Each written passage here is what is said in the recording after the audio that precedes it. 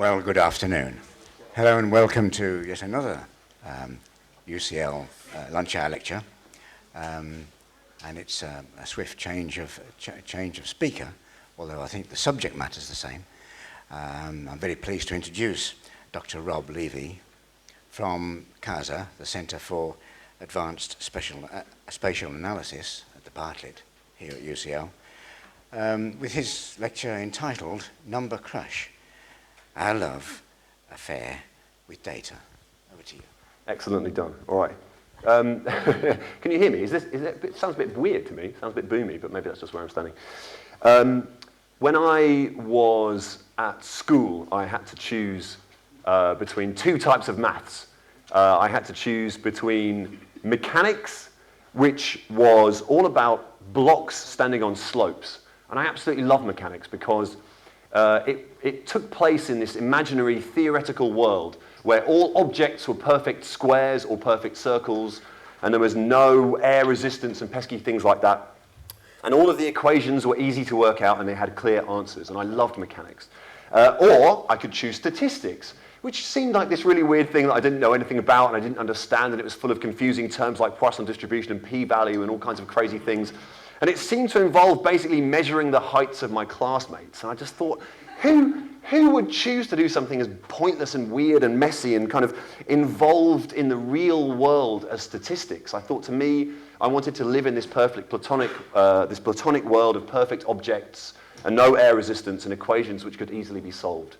And today, at the Centre for Advanced Spatial Analysis, I am what I call a data-driven economist. That means I work as a data scientist, I observe the real world, and my job, I think, as an economist, is to keep maths as much as possible out of economics and keep data and observations in as much as possible. So today, I want to talk to you a bit about that journey, about how we got from, that's about life size, actually, is it? Maybe a bit taller.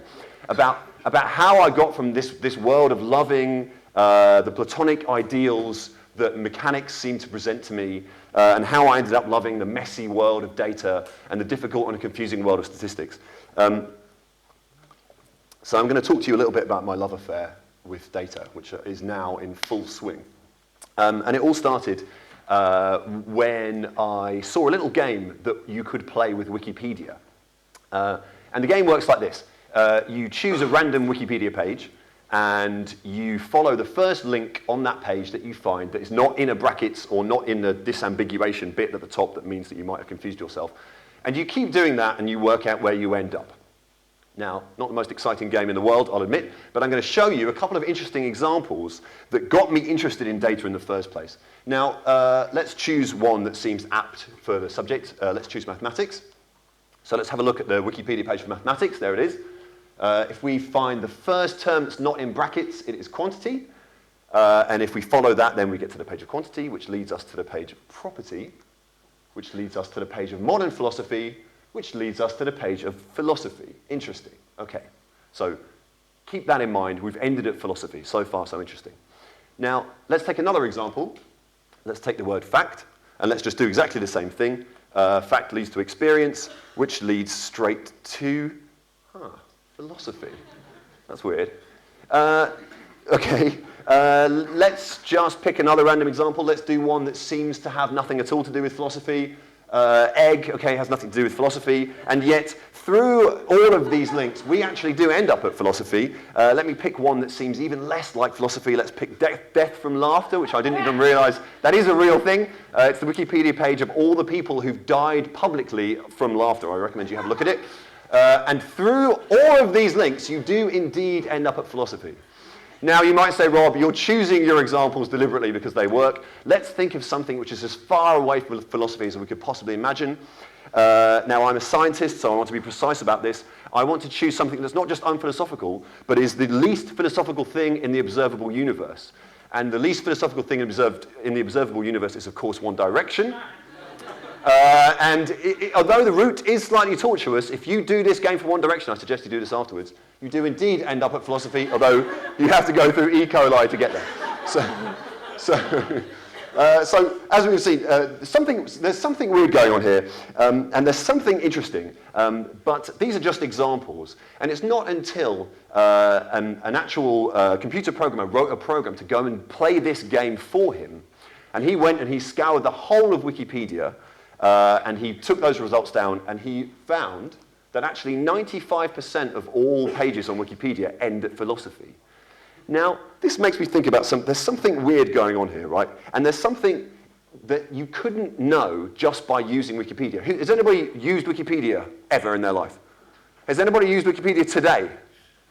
Okay, so we use Wikipedia all the time, but we don't really understand the structure, and this makes me think that there are really two parallel universes here. There's the universe that we see and experience, that we touch and feel every day and that we use, like Wikipedia, and there's an underlying mathematical, structural truth. And perhaps data is going to be able to provide us with a bridge between these two worlds. So we've got the tangible world of Wikipedia and this very kind of unknowable, unseeable, beautiful, structural world of mathematics. And data can act as the bridge between these two things. So I saw this example, and I thought, okay, I mean, data, what about lovely equations? And just as I was thinking that, another example came out, and this is from the online dating website OkCupid. Now, OkCupid is one of the most studied websites in the world, partly because it was actually started by a group of nerds. It was started by a group of data scientists and physicists. And they deliberately built the site in such a way that you would be able to mine that site for data. Now, one of the things that you used to be able to do, you can't do this anymore, one of the things you used to be able to do is rate the people that you saw on that website on a scale from 1 to 5 of how attractive you thought they were. And that means that we can straight away ask questions about how people view each other. Let's have a look, for example, at how men see women. Now, that's broadly what you might expect to see. It's a nice normal curve. What that tells you, basically, is that despite, or maybe because of, all the complicated rules for women about how to attract men, the fact is men just fancy women. They just do. They fancy them all. But let's see something slightly different. Let's see how women fancy men. Now, it's significantly different. What that means, actually, what's amazing about this is that what we learn is that women find men, in general, so unattractive that they only give above average scores to 1 in every 6 men that they see. So this simple bar graph is already able to tell us something about how we interact with each other in the real world. It tells us a story about how men and women see each other that we wouldn't otherwise be able to see. And here's our parallel universes again. There's the world that we experience of people interacting with each other, and there's a mathematical world that we can arrive at through data. So I started to think, well, maybe data is something in it for me after all. Maybe there's something that I can find that's interesting. And just at the same time that I was thinking this, something appeared on the internet called Google Trends. And Google Trends was very, very exciting for people in the world of research because it allowed you to see, over time, which words had been Googled and how often. And I'm going to show you a little example here that just tells you a few fun stories about how human beings see the world. Now, you might want to Google the word fun. You might want to see what's fun, what can we do at the weekend. And this is how fun has tracked over time. Interesting to see fun has gone down slightly over time, which probably fits with reality. But what's also interesting is when people Google fun, they also tend to Google the word safety. Now, what is astonishing about this is how closely those two lines track. So when people are looking for fun things to do, they also want to know, are they safe? Right? They want to say, yeah, let's have a good time, but let's do it safely. So again, we're seeing stories about how people behave from what seem like very simple and innocuous data examples. Now, here's another example that shows us that we are all the same wherever we are in the world. One particularly confusing thing that comes up on Google Trends as being a popular thing to type is this: Googler. People are fascinated by Googler, and they've been increasingly fascinated, as you can see, over time. People really love this, whatever this Googler thing is, and maybe it tells us something about how quickly we type, because as you've probably already guessed, this is an easy typo to make because W is next to E on the keyboard. So again, we're seeing patterns and we're seeing stories and we're seeing things that come from reality coming out through this world of data. Now this happens everywhere in the world, more or less, apart from one country. And that country is France, where this doesn't happen. weirdly. What does happen in France is a very popular thing, this. They love to search for Googles. It's nothing to do with the fact that the French pronounce it the Google. That's not why. There's actually a very simple underlying reason. Does anybody know? Yes, somebody said it. The keyboard in France is different. That's what the keyboard looks like in France. So you can see evidence of the physical world coming out through this bridge to the underlying mathematical structural world through data, and I find this a really nice example. So all of this got me very excited about data, but these are just trivial examples. I still thought, well, there's something beautiful about maths, and there's something rather messy about data, and these are just silly examples anyway. What can they really teach us? But all of that was about to change when I took a job at the Center for Advanced Spatial Analysis, where I work at UCL. And when I got there, I found lots of people who were already in full swing of their love affair with data. Whereas data and I at this stage, oh no, I just knocked your lovely clock off the thing. Sorry, John. I'm going to pick it up. Oh, it's in pieces. Well, this is not part of the talk. But is it a valuable thing? It's very valuable. Okay. Well, I'll pass a hat round at the end. If you could maybe put a couple of £100 each in the hat, maybe hopefully we can restore John to his former glory. So people at CASA were working on things that I started to find really interesting. And one of the examples had to do with Boris bikes. Now, the bike share scheme in London, everybody's used one, hopefully. Now, what they did was, it's publicly available that you can get information on how many bikes are in each of the stands in London.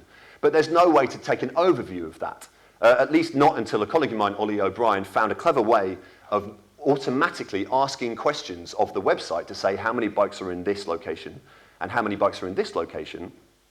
And he did that every 2 minutes, such that every 2 minutes we had a picture of where all the bikes were in the city. Now, this allows us to produce beautiful visualizations like the one which I hope is going to work on the next page. Yes. Okay, so this is data gathered by Ollie O'Brien on where bikes are in the city at any one time. Each circle is a bike stand, and the bigger circles obviously have more bikes in them. And what you see from this is you can almost see the city breathing. As commuting time starts, you see the city taking in a breath as all the bikes arrive in the center. And as commuting time ends, you see that breath be released as all the bikes end up at the outside again. It's a very beautiful thing. But when I saw it, I did kind of think, that's lovely, but what's the point? It looks very nice, but does it tell us anything? Well, we noticed by looking at the graph for Waterloo that actually the bike stations don't fill up and empty in a smooth way.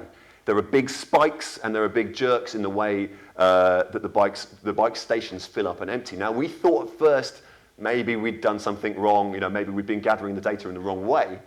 But we found these spikes in every station all around the city, and we repeated the analysis for the bike share scheme in Paris, and we saw the same thing. And it was the Paris scheme that got us onto what was happening.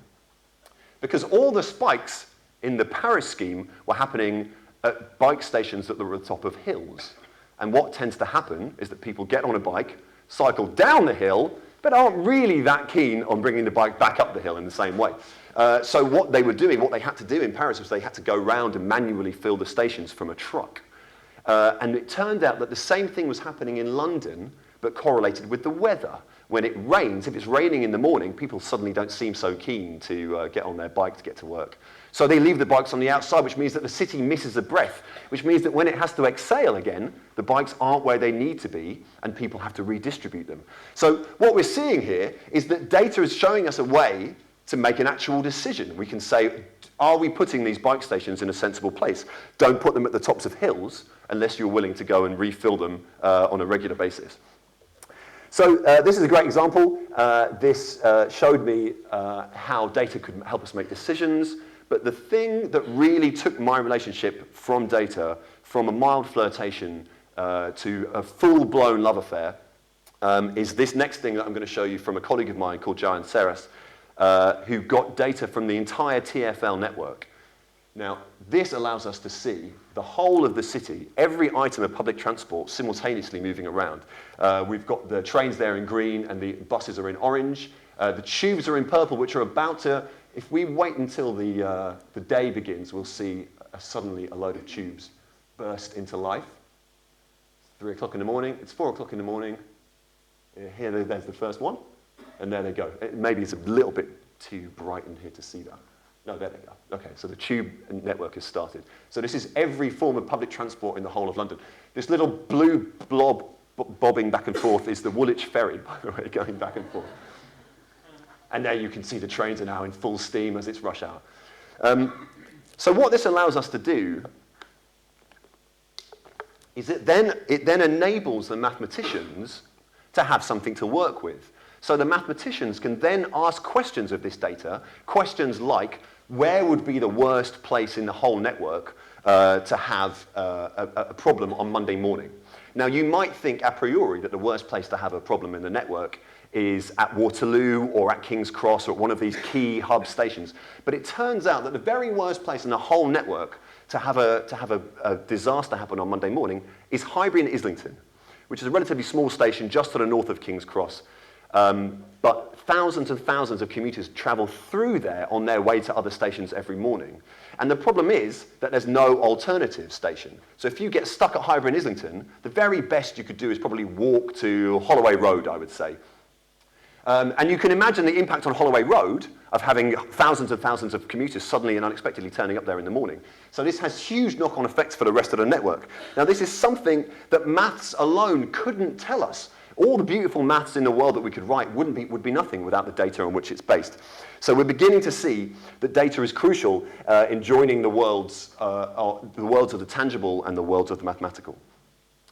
Yeah, that's Highbury and Islington. That's me pointing at Highbury and Islington. So I realized, okay, actually, you need both. You can't have one without the other. You can't have the beautiful world of maths that I loved and I so wanted to cling on to without having something to base it on. And this is where my love affair really was in full swing.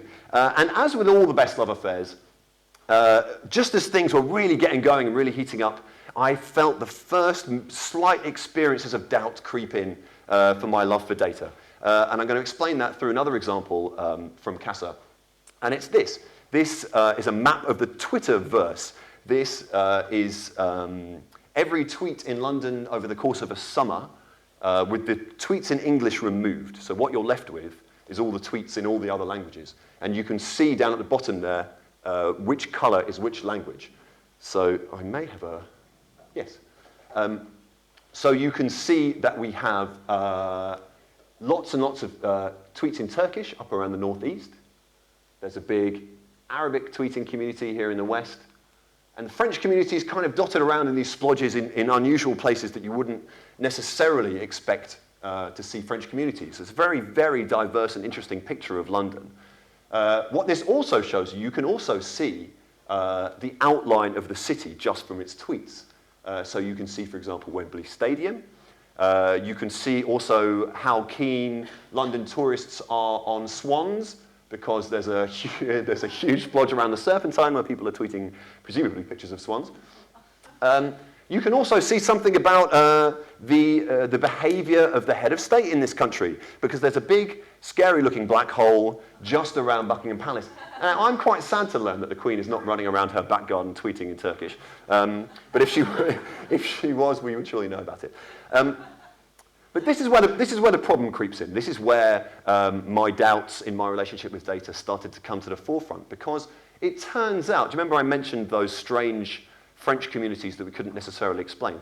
It turns out that one of those French communities was just one single guy tweeting so much that he made it onto a map of the whole of London. So Handsome75001, if you're watching on YouTube or live, bonjour. So handsome. So we have to, in other words, what I'm trying to say is that we have to be a little bit careful in our love affair with data. There are things which data can tell us, but there are also ways in which data can confuse us and let us down. And we have to make sure that the stories that we tell with the data that we have fit with what we, or are as neutral as possible, because every time we present the data, we have to choose what to put in and what to leave out. and how to take the averages and how to do the analysis. And we inevitably, accidentally or deliberately, leave an imprint of ourselves in that data when we tell that story. And that can have small results like the Twitter thing, or it can have quite big and important results, as I'll show you with this next example.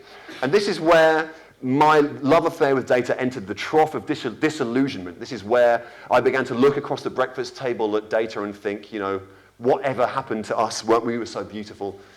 This is where I got very upset.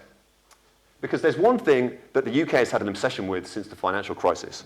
Now, I'm going to hopefully not upset too many people by showing you the face of David Cameron. Living within your means, what I would call it, rather than austerity. Austerity. Austerity. Austerity. Austerity. Austerity.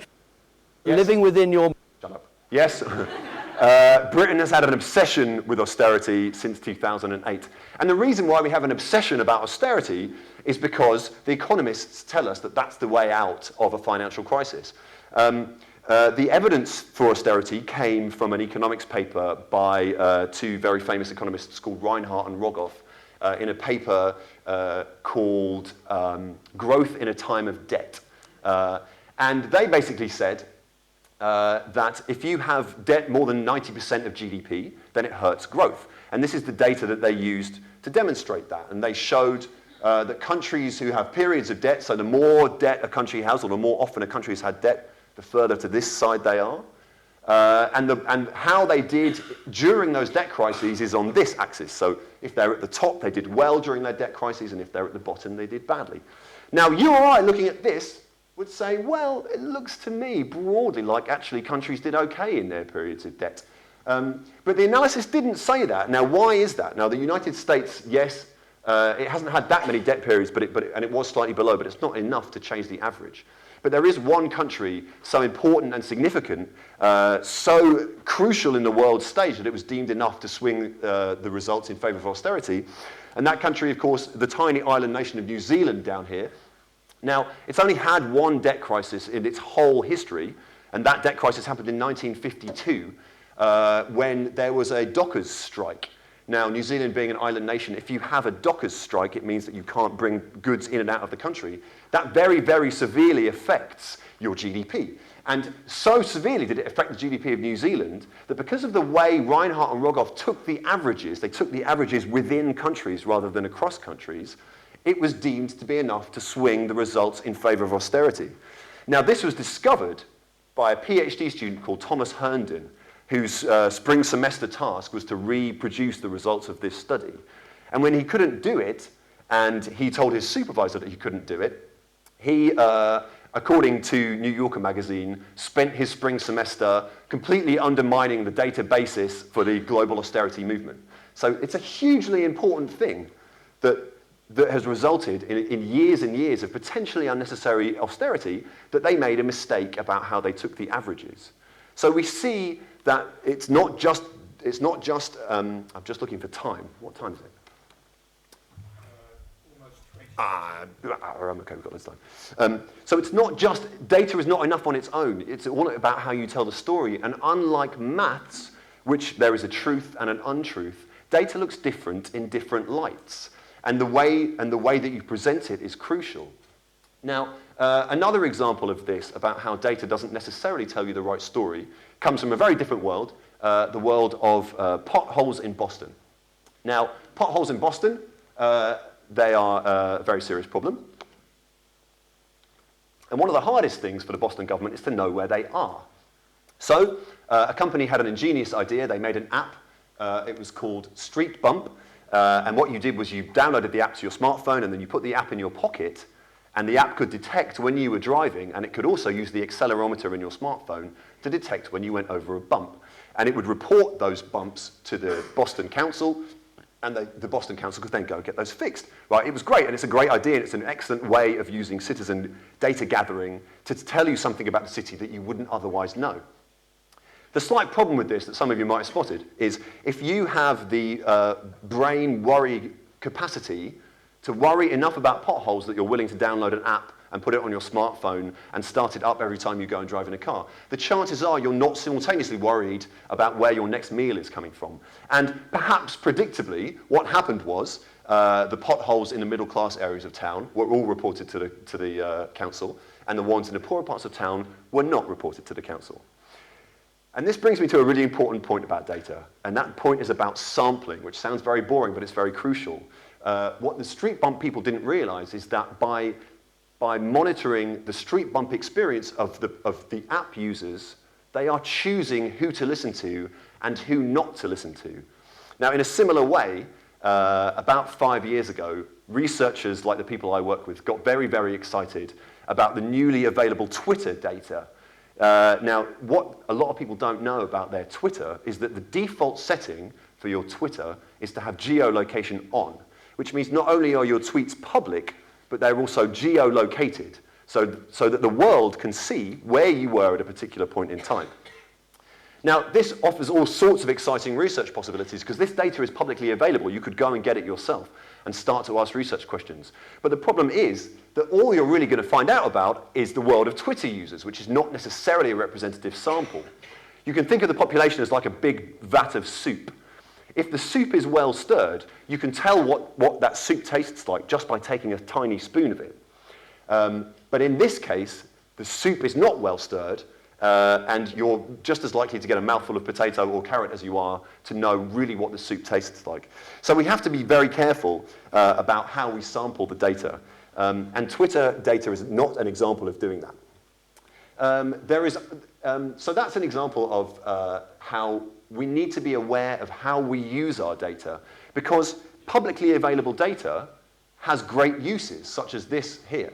This is some more publicly available data from New York. Due to a Freedom of Information request, we are able to see exactly what routes all taxis took over a certain period of time. I think it was over a year.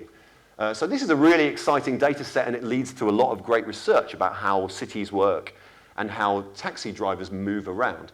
But unfortunately, the encryption that they used to encrypt the number plates of the taxis wasn't good enough, and somebody clever was able to reverse the encryption, which meant that we could see exactly which taxis were moving where and when.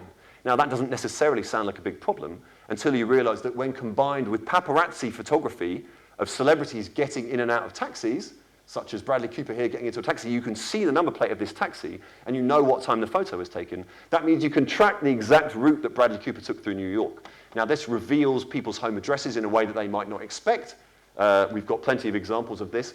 It also shows you how much people paid and how much they tipped, which makes you wonder, Kourtney Kardashian, couldn't you just round up to $20? This results in $19.90. You're a millionaire, just round up.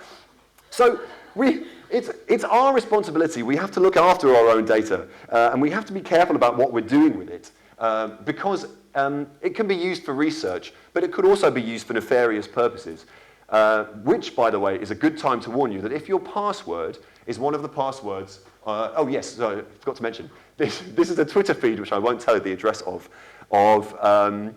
people who have posted photos of their credit cards to Twitter, saying things like, hey, look at the cool new picture on my credit card, or, yes, I found a credit card down the back of the sofa. But these people are showing their credit card details to the world. There is a Twitter feed where you can get all of these. Now, I'm not going to tell you what that is. You can look it up yourself.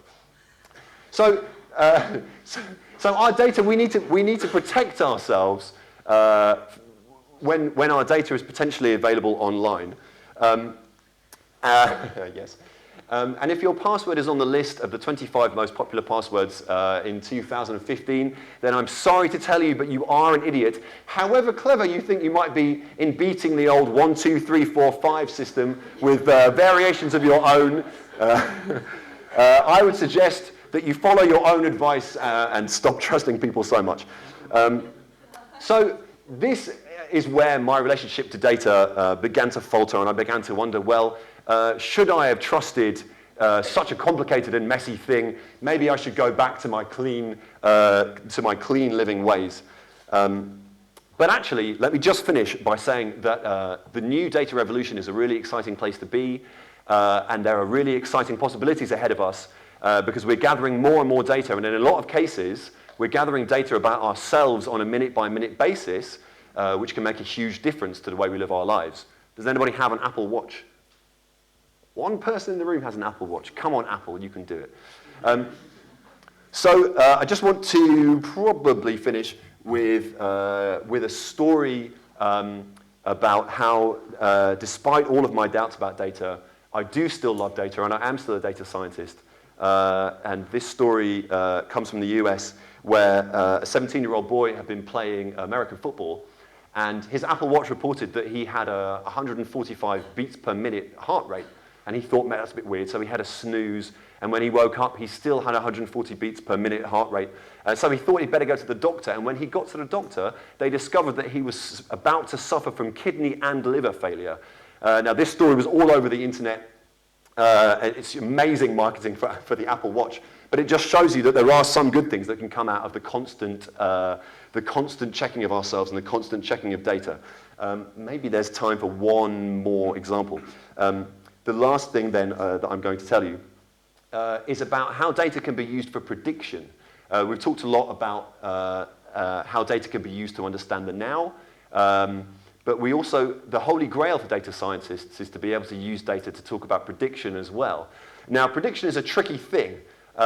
We've never been particularly good at prediction. People often who have made public predictions have often later been embarrassed. Here's a good prediction from Thomas Watson. Not true. Here's a prediction from the usually infallible Bill Gates, sorry. Yeah, I mean, that's kind of almost true now. You do still get some spam. But prediction remains the holy grail for data scientists. And I would say that at the moment we're more into forecasting than we are into prediction. And the difference between those two things is the difference between being able to say, if there is a fire alarm now, I know that this person will make it out of the room by that route. That's prediction. It's hard to do, nay, impossible to do. But what we can do is we can use data to simulate fire drills and make sure that we design our buildings in such a way that we can at least be fairly confident that people will be able to get out in time. Now, the example that I'm going to give you about data and prediction or forecasting is a kind of Halloween-themed example to finish. And it comes from the jolly world of serial killers. This is a quote from Dr. Harold Shipman upon his arrest. He was a GP who worked in the UK, and he was a normal GP, but he killed many, many, many of his victims. We know that there are 215 that he killed. He probably killed another 45. Now, you might wonder how he was able to do this and evade detection for so long. But the fact is that when you're a GP, people who you work with, they die sometimes. It's a sad fact of life. But we can look a little bit deeper into the patterns around Harold Shipman and see something very revealing. Now, this is the chart for a normal GP, the average GP, of when their patients die. I'll be pleased to know there's no preferred time to die. You could die at any time of day. I'm going to overlay this now with the death statistics for Harold Shipman. Just take that in for a second. What's crazy about this is that you can see he was behaving like a normal doctor for most of the time. And then he would have his lunch and go out and kill some people. So this is an amazing example of how data can show us patterns and things we otherwise wouldn't be able to see. But the reason I wanted to show you really is about forecasting and about how we can tell where crimes might take place. Now I'm going to show you a map of Shipman's victims. If I asked you to guess where Shipman's practice was, you would probably say, well, in the middle maybe, near this clump somewhere. And indeed, that's exactly where it is. So once we see the patterns in data, we are able to then make forecasts about where the likely perpetrators live. Now, I've got a lot more to say, but I think I'm going to basically skip to the end and say there's lots of stuff about forecasting and about crime, which I'm going to skip because we haven't got time. And I'm just going to leave you with a thought from Pablo Picasso about data and why it's good. Computers are useless. They can only give you answers. So we need to combine our data and our mathematics and a sense of who we are as people and make sure that the stories that we tell make sense and are as neutral and as fair as possible. That's it. Thank you.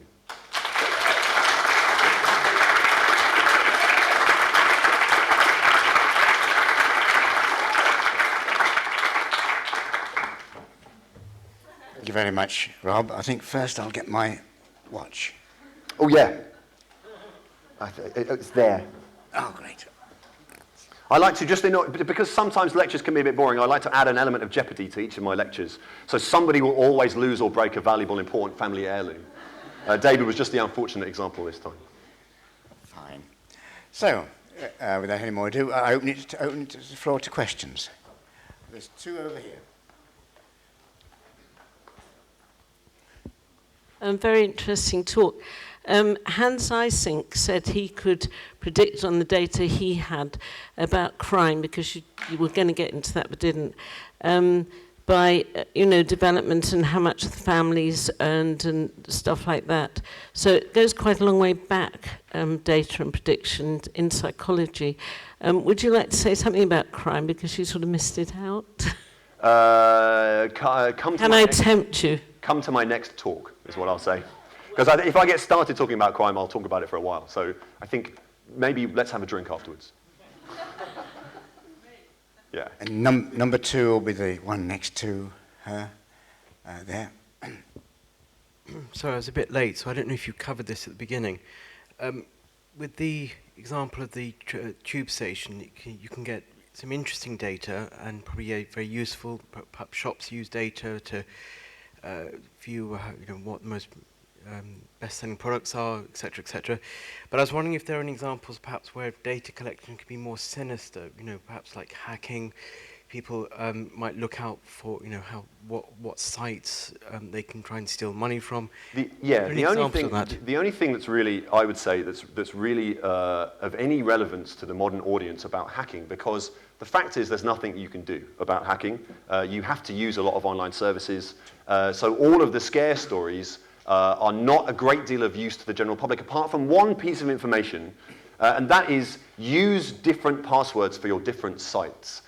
Google refers to this as a single point of failure. If you have one password that can reset all of your other passwords, then your whole online experience is only as strong as the one password that can reset all the others. So make sure that your passwords are different for your different sites, and choose good passwords. That's a whole talk in itself, really, the good passwords thing. I won't bore you with it. The next one at the back there. Thanks for a great rom-com. During your chat, you didn't mention, you sort of alluded to just now with ethics, and you talked about prediction. But what about, for instance, the idea of proscription, that you start using the data to start telling people actually what they should be doing, and then it becomes incontrovertible because, frankly, you got the data. Do you want me to give you an example of that, or to comment on whether that's a good or a bad thing? Well, I mean, yes, I mean, austerity is still in full swing, despite what people think. It's kind of gone off the agenda, but it's still happening. The only thing I'm going to say about that is that I came to economics late.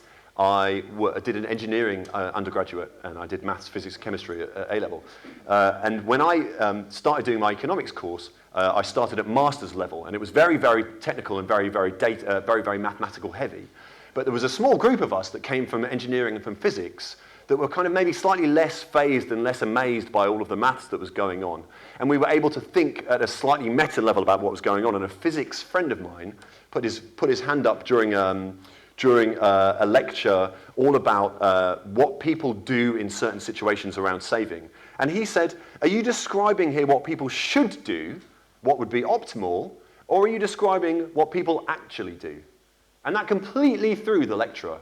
She had no idea how to answer that question, because in economics, those two things are one and the same. There's no difference between what's optimal to do and what people do, because of course, people do what's optimal. Now, this is a huge problem in economics. I urge you to go and look at the Twitter account of Rethinking Economics and Reteaching Economics. They are trying to bring an end to this kind of horrible, bizarre, rational thought economics hegemony. So go and have a look at those two Twitter accounts. There was a question at the front. Is that still on offer? Hang on for the mic. Here it comes. Well, I think you partially answered my question. It was about the austerity. You're saying that the figures, if I understood right, were skewed because the New Zealand phenomenon was so low. Is that widely known? Presumably not. The Herndon example, I mean, that example only came out at all because of the entertaining aspect of a PhD student discovering the error. There was also, in the same piece of research, there was also a spreadsheet mistake. There was somebody had typed one of the formulae wrong. So that's what got the press. It got press because it was an entertaining example of two very high and mighty economists brought down to size. I think that the problem really shows that big decisions like austerity are not really as based on evidence as people would have you believe. I think that if you can find a piece of evidence which supports your political view, then you will talk about it, and if you can't, then you won't. And you could argue, by the way, that there's nothing wrong with that. Actually, maybe we want leaders to just have an opinion and go with it, whatever the evidence supposedly for or against. I don't know. Well, I think there are plenty of examples we could talk about, but what I'm saying is, in other words, the scientists often say you should be using more evidence, but I'm just saying there is another story. There is another side to it, which is that you can have an opinion beyond what you can find in evidence. I think I better call it a day at that point. Sorry about that, it's about time we closed. I note on the keyboard the letter I is very close to the letter U. I wonder if that's the reason that Belgium, rather than Belgium, had the worst of the debt situation. Yeah. Anyway, a very interesting, a very exciting talk. Thank you very much, Rob.